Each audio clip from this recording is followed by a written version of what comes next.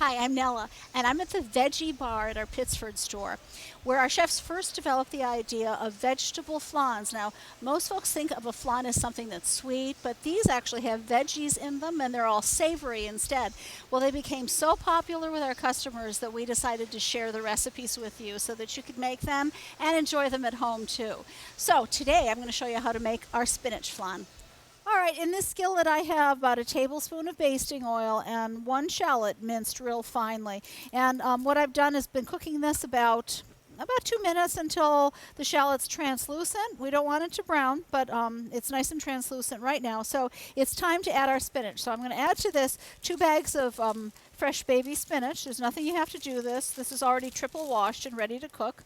So let's just add that. Now you'll have to add sometimes a little bit at a time because it does seem like a lot for this pan, but this will wilt. And what we're going to do actually is add some water to help it wilt, but let me get the rest of that in. Don't want to lose any of that spinach. Let's add about the 2 tablespoons of water there.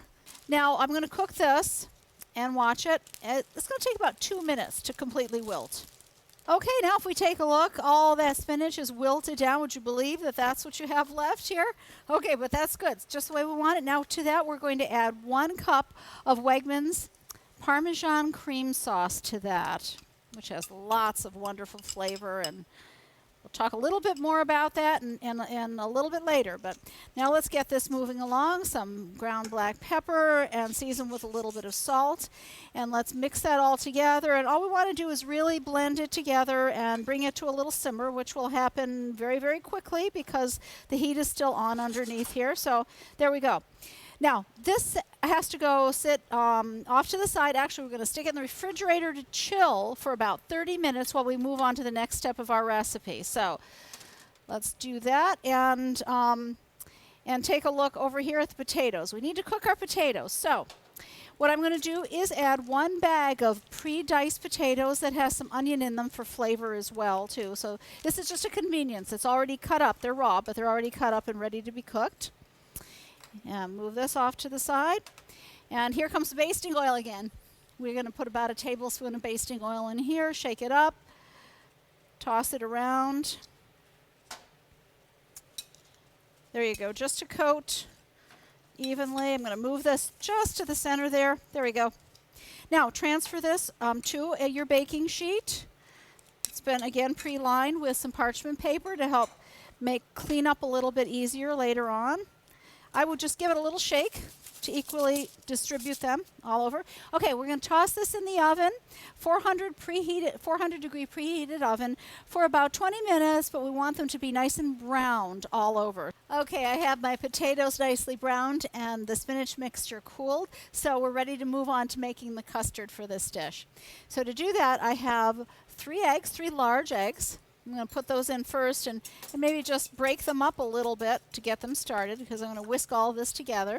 We have 2 cups of heavy cream that go in there. 1 tablespoon of cornstarch. Give that a little tap. Make sure the rest of it goes in. And I would just keep whisking as you're adding these things, just especially with the cornstarch. You want to break it up in there evenly. And then we have the rest of the bag of Wegmans Parmesan cream sauce, which is like an Alfredo with Parmesan cheese in it. I always have this on hand at home to use as a quick weeknight pasta sauce. It's really delicious. All right. And then we're going to give that a little, season that with a little bit of salt and pepper. All right. Now whisk again to really incorporate all those ingredients together so that they're well blended. Okay, this is nicely blended. So what I'm going to do now is assemble one of these for you. So the first thing I want to do is spray your ramekins with a little bit of a cooking spray, and that'll help you later on when you want to unmold this. So that's sprayed all over, and to that we're going to add a little bit of, like a spoonful of the cooked potatoes. Remember, we're going to equally divide this amongst 12 different ramekins.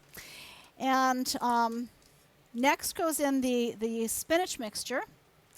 And again, we've got a nice large tablespoonful of that, and that just sits right on top of here, like that.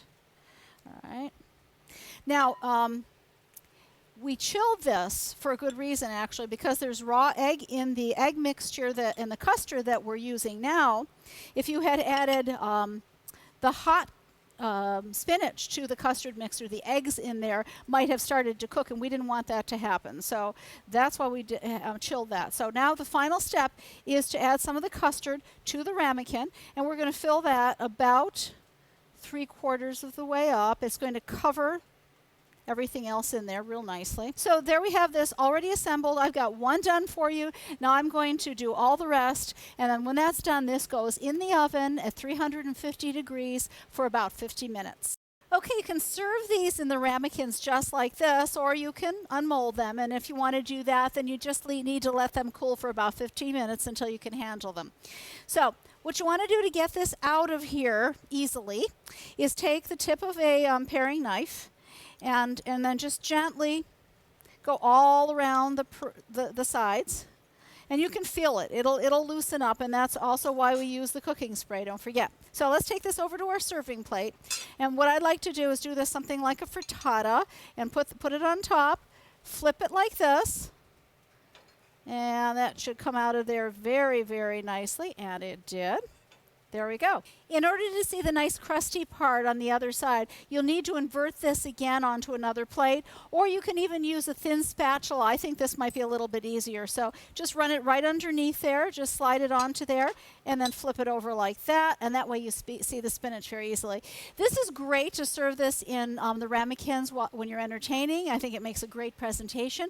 Or if you want to, you can even do it in a 3-quart baking dish, something about 2 inches high, and that would make it even easier. Either way, it's delicious. So enjoy our chef-inspired spinach flan.